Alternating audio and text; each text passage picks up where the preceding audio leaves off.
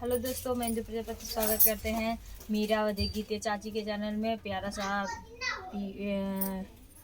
प्यारा सा गीत सुनाने जा रहे हैं। विवाह गीत है। आप लोग को जैसा भी लगे कमेंट बॉक्स में जरूर बताइएगा। बाबा पीछावर वारे घन बासवरिया रे तोता मैं नाली हले बसेरा रे लालनवा रे तोता मैं नाली हले बसेरा रे लालनवा सोई गईले तो तारे सोई गईले मैना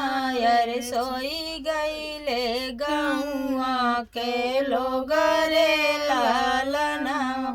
अरे सोई गईले गौआ के लोग रे लालनवा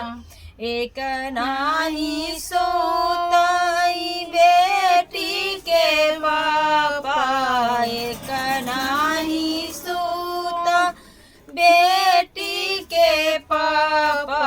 अरे जे करे दहे जवा के सोच रे लालनवा अरे जे करे दहे जवा के सोच रे लालनवा बाबा पीछावर वारे घन बासवरिया रे तोता मैं नाली हले बसेरा रे लालनवा रे तोता मैं नाली हले बसेरा रे लालनवा सोई गईले तो तारे सोई गईले मैना रे सोई गईले गौआ का लोग रे लालनवा रे सोई गईले गौआ का लोग रे लालनवा एक नाही सोई बेटी के चाचा रे जे करे दहे जवा कै सोच रे लालनवा अरे जे करे दहे जवा कै सोच रे लालनवा बाबा पीछावर वारे घन बासवरिया रे तोता मैं नाली हले बसेरा रे लालनवा सोई गईले तो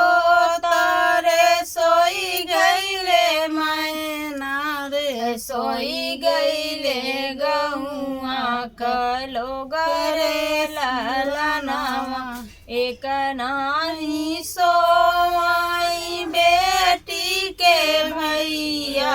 रे जे करे बाहिनिया का सोच रे लालनवा अरे जे करे बहिनिया का सोच रे लालनवा। तो दोस्तों गीत कैसा लगा आप लोग कमेंट बॉक्स में जरूर बताइएगा। मिलते हैं नेक्स्ट वीडियो में।